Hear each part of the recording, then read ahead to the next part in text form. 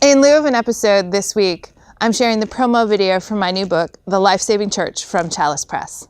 If you would like to pre-order a copy, it's available for pre-order through Amazon and the link is below. However, if you support suicide prevention, my work, faith communities getting involved in suicide prevention, I need you to do something.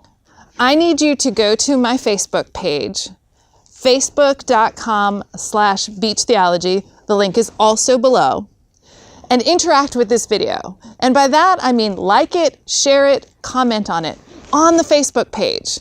It's great if you want to say something on YouTube, that's fabulous. But I really need you to interact with the video on the Facebook page so that it will get Facebook's algorithms to work in our favor. So we'll get word out about this much needed book. Thank you. Please watch the video, and we'll be back next week with a regular episode.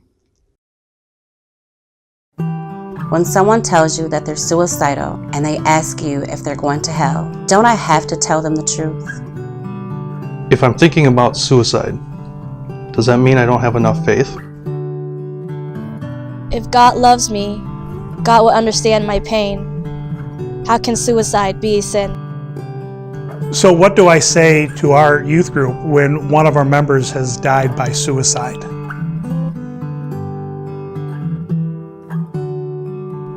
Most of us, clergy, faith leaders, people of faith, are not prepared to respond to these questions in a way that saves lives.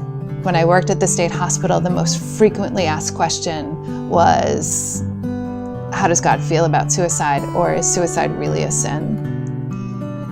And those experiences really forced me to come to terms with my own thoughts and feelings around suicidality and how faith and churches could play a part in saving lives. That's important because I am alive today because the church of my childhood and adolescence saved my life.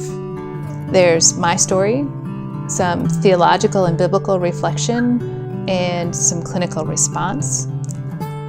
And at the conclusion is a list of things that your congregation can do right now, actions they can take to begin to be life-saving churches. The appendices of the Life-Saving Church are rich and robust with resources.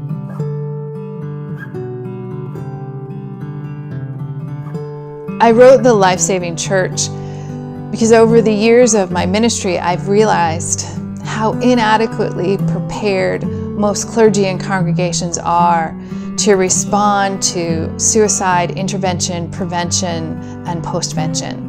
I wish I could say how important the Life-Saving Church is to the church of today, with suicide rates climbing and people feeling disconnected and unwanted and unseen, that the church has something invaluable to offer.